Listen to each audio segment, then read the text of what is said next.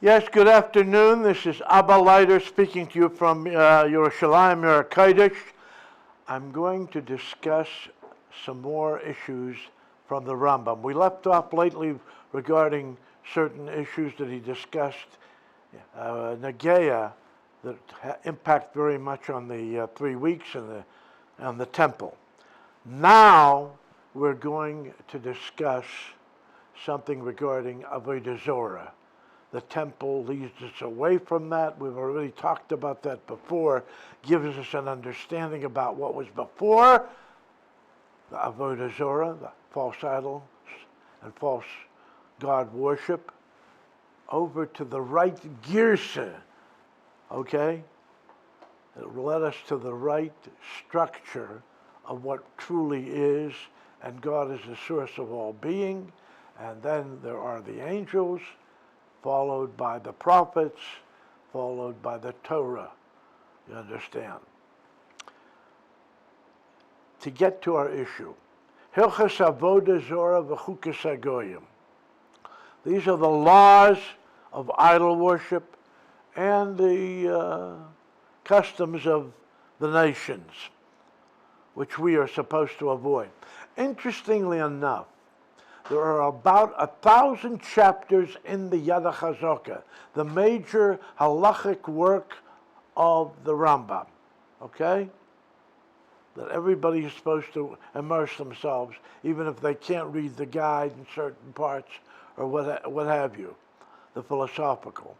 This is for every Jew, everyone. There's 1,000 chapters in the entire guide.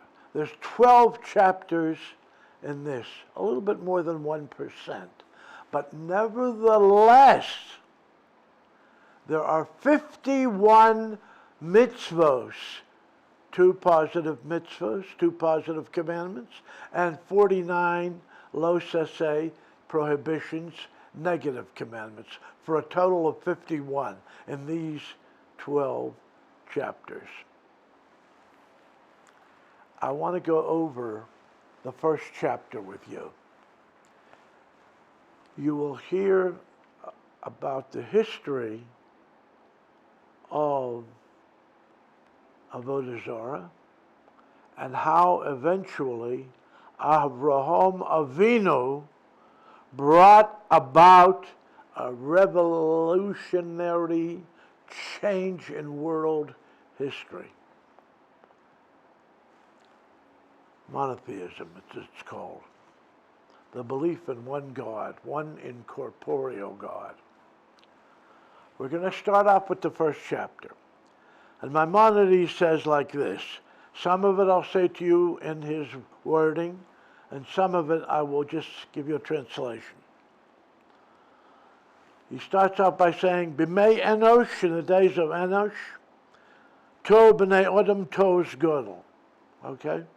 They made a huge error, a massive error, and the understanding, the hashkafa of the wise men, so-called, of that generation, made this mistake, this grave error. And Enosh himself was one of those. And then he goes on to say, identify specifically what was their to'os, what was their major mistake. Well, they said, they understood, they propagated the idea that since the Almighty went and created the stars and the spheres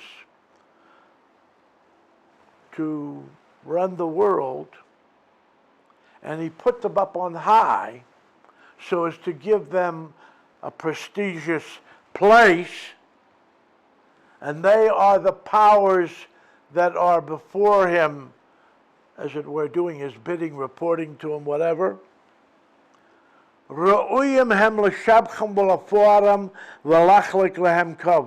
is appropriate to praise them, to understand their greatness, and to propagate that, and to give them prestige in the eyes of all.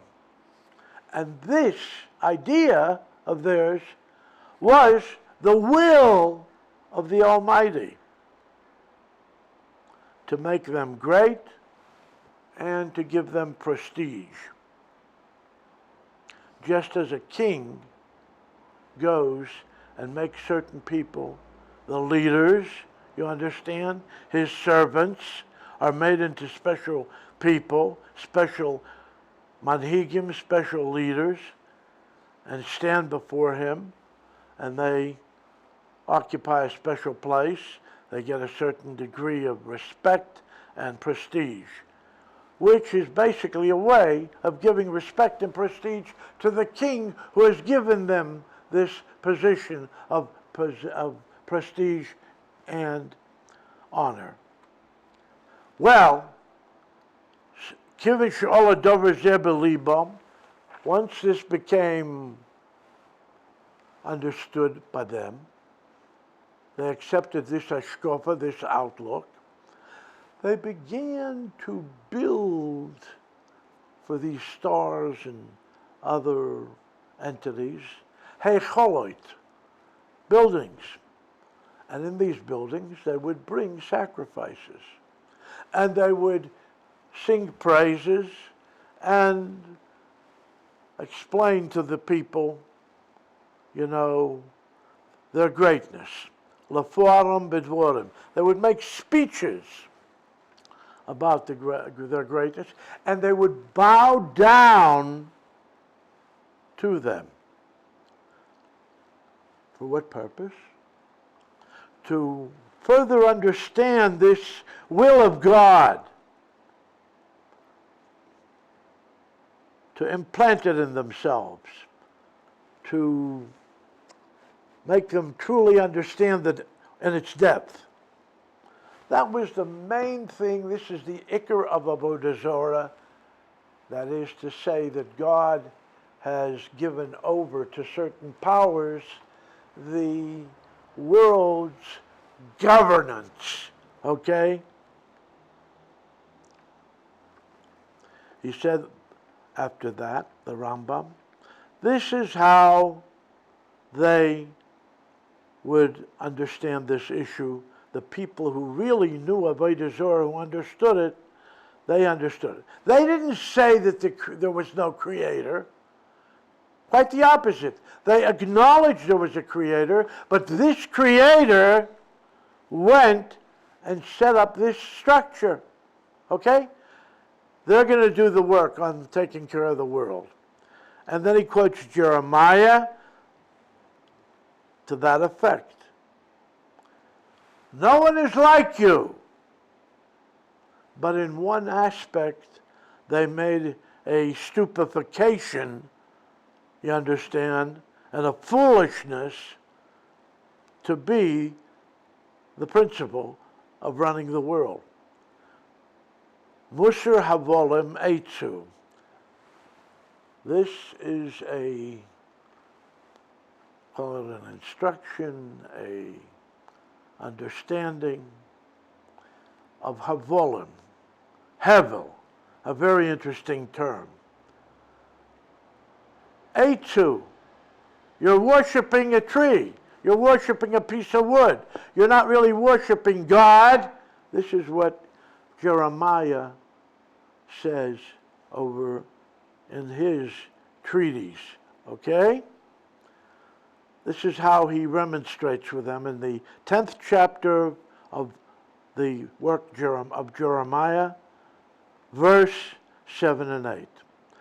In other words, like the Rambam says, everybody knows that you are the Almighty, but their error and their foolishness was that they imagined that this Hevel, again the word Hevel, is your will. This is the will of the Almighty, and we must go along with that will and understand it in all its depth.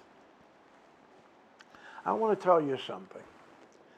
When the Rambam uses words, those words are very important. Granted, he's giving us a history over here of how things evolved, okay? And a very important history, and you can see the power of this great halachic figure, this great philosopher, this great doctor, this man who was great in every single thing. You see him as a great historian, understanding how things evolved, even though he came much later, but the way he understood the Bible and what the Bible was telling us, he was imparting that to us.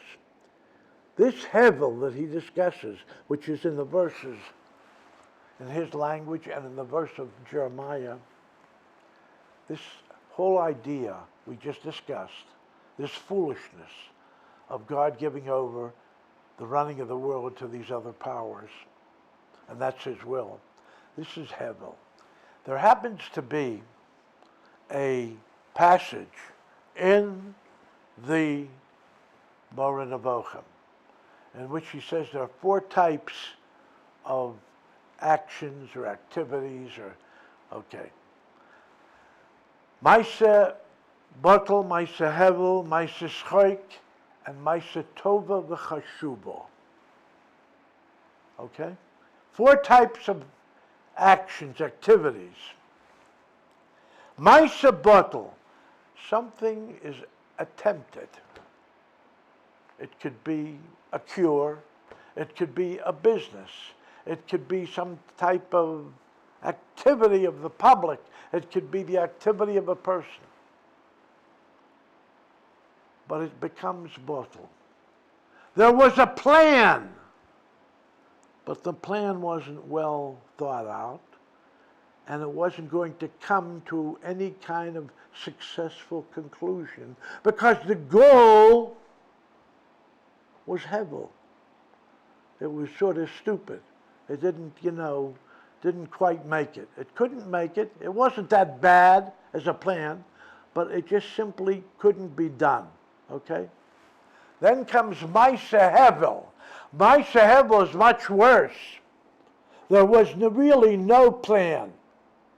It had no real goal, and it had no real beginning. It was all in the imagination. It had nothing to do with anything real whatsoever. Maisa Batel was dealing with certain realities, but you didn't quite have the right approach,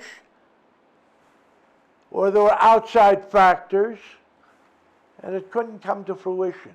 But Maisa Hevel could never, ever come to fruition because at its inception, there was nothing there. Really nothing. Just someone's imagination, someone's desires, someone's needs. Not the Ratzon HaKel, not the will of the Almighty, which they claimed that it was, to adopt this scheme of thinking and worship. So you have Maisa Hevel, and then there's Maisa Schoik. It's some kind of foolish thing which he discusses in Chav Dalet of the the Chav Pei, the 25th chapter of the 3rd book. And then there's Maisa Tova v'Chashuva, and Maisa Tova v'Chashuva means that every single thing that the Rabbeinu Shalom, the Almighty, does is a good thing and a very worthwhile thing. And if you understand that principle, you will not fall into the mistakes involved in thinking other than he is the creator of something out of nothing. That's a very deep thing. We're not here to discuss that. However, that is the problem that yields many errors to philosophers before and in the Rambam's time, in our time, and probably in the future. Okay? There must be an understanding of Maisa Tova v'Chashuva. And also there must be understanding of the 3 prior issues, that these are things which will not,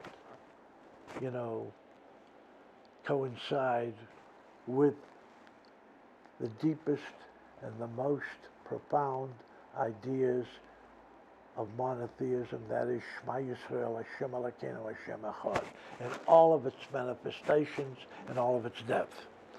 So when he uses the word here in the Yad, which is for everybody, Hevel, and also as it's seen in the words of Jeremiah, it has a specific inhalt, a specific content. Okay?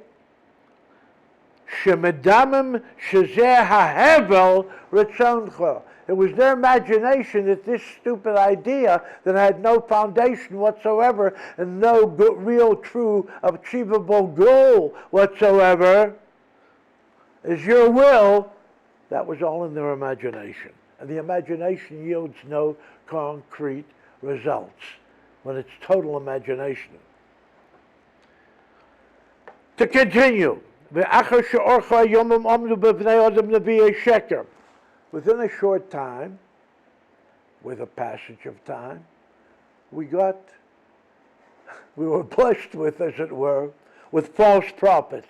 They had a temple, they had an audience to preach to, they had people that just wanted to get, some kind of an idea and move forward and believe that they were, up there.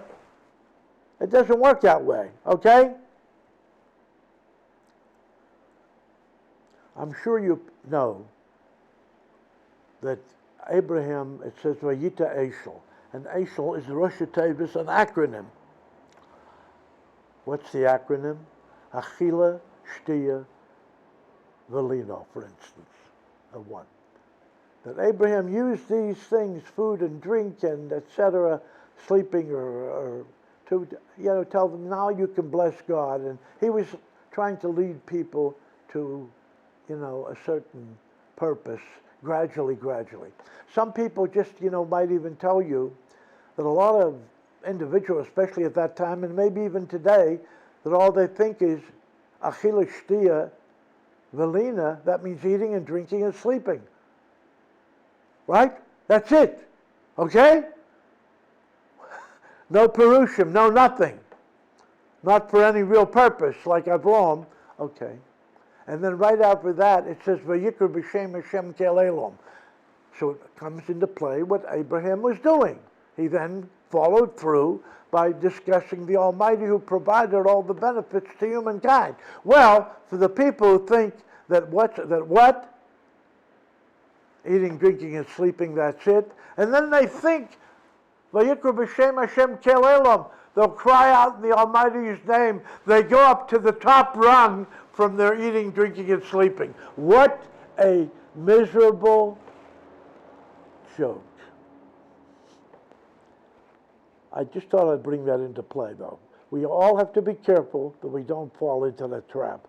Just because we're eating, drinking, and sleeping, and that's it, and maybe reciting a few blessings between and afterwards and whatever, that we can now go to the highest ideas about the Rabbanu Shalom. It doesn't work that way. But anyway, going forward, he saw, that is, the Rambam saw that he understood that they set up leaders, false prophets. Why were they false? They went and they told a story that God himself went and was mitzvah them. He told them to impart this news to the public. Serve this particular star, or all the stars, and you should bring sacrifices to it, and libations, etc., in this manner. And these people continued to build these temples, and then they made a physical manifestation, a statue of these things, and they would bow down to it. Because that's what people can, relate to, something physical. They got to see something. And everybody, the whole group of people that were there, whether they were older or younger, etc., or the ignorant, which most of us are, to some degree, and were then in vogue quite a bit. They didn't have monotheism, remember, yet. And they would do all these activities of bowing down and worshiping and praising, etc. And how did he do this false prophet? He made up a story, this is what he looks like. Here's a tzura of something, here's a form of something, worship it. Here's something you can see. And this is what he saw in his manifestation from above, the false prophet. Everybody started making all this shtick. There were a whole bunch of people who would make this shtick, and they would come up with their own imagination.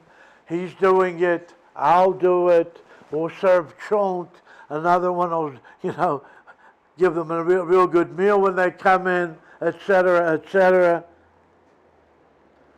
They had some of them in high places to bring attention to them, to show that these were elevated beings. And it just simply spread all over the lot. All types of idol worship, all types of so-called religion.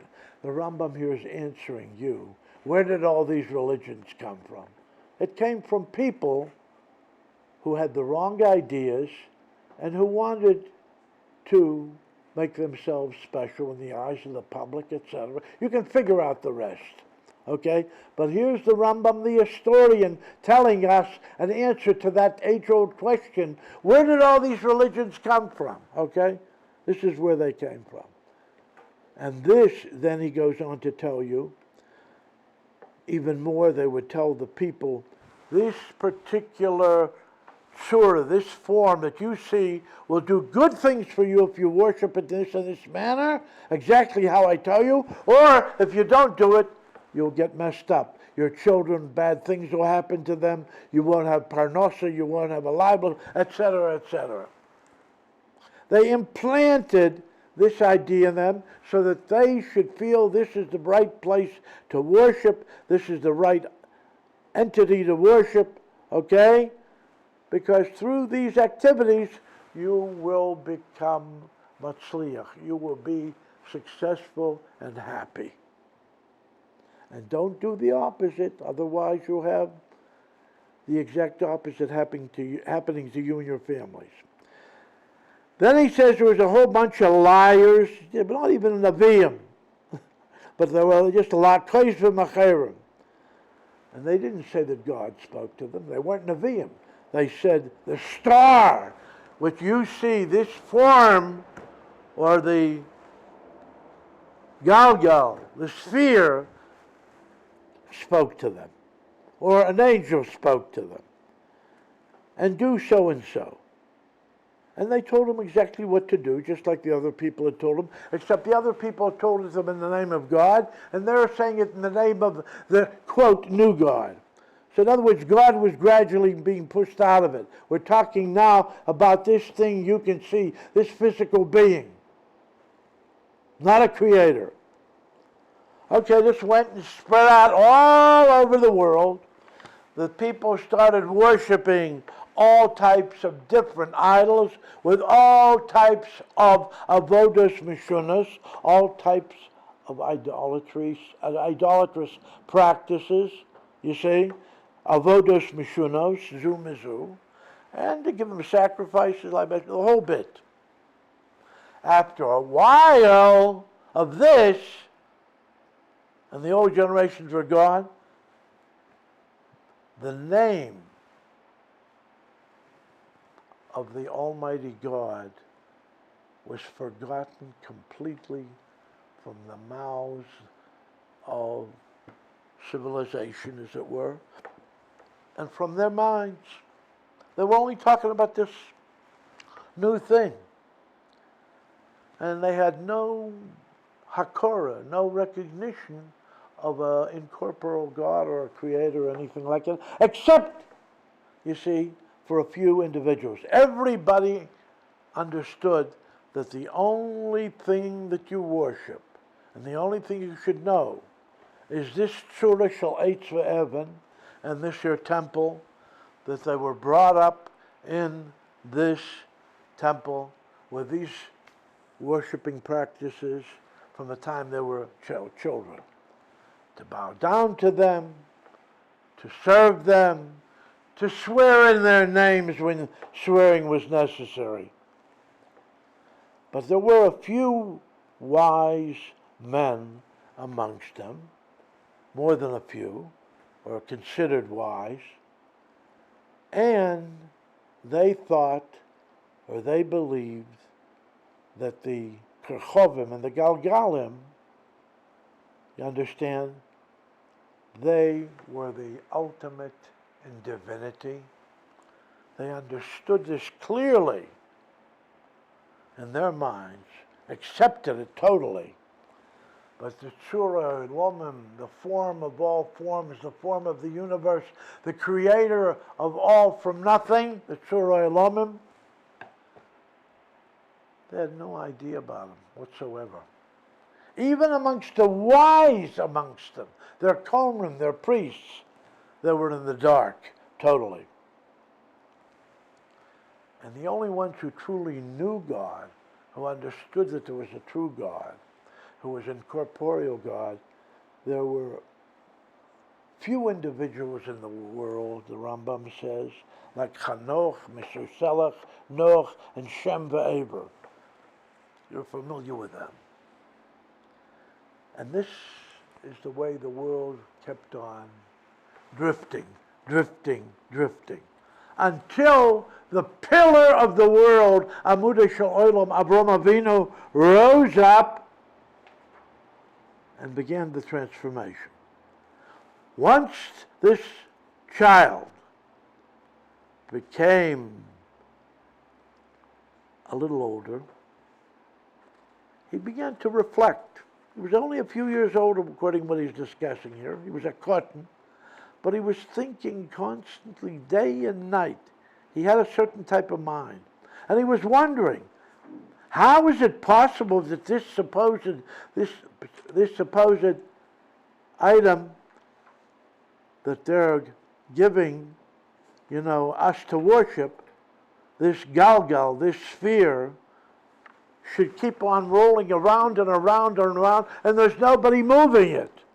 Who's doing it? Who's doing the moving? Because it's impossible that a thing should be the source of its ability to move. He had no teacher. He had nobody informing him. He was in Ur Kasdim, amongst the idol worship, being folk, and the fools. The Ovid v'ima v'chol ha'am oivdim avodah zorah v'hu oved imohem. He was still going to the temple and worshiping them, with them. At this point, I want to tell you that I would like to go to the following video, in which we will see how Avram proceeded forward and, how should we say, made this idea, this answer to these questions of his more concrete, and eventually dispensed these ideas and shared them with the entire world, and began the actualization of a Jewish people, believing in one God.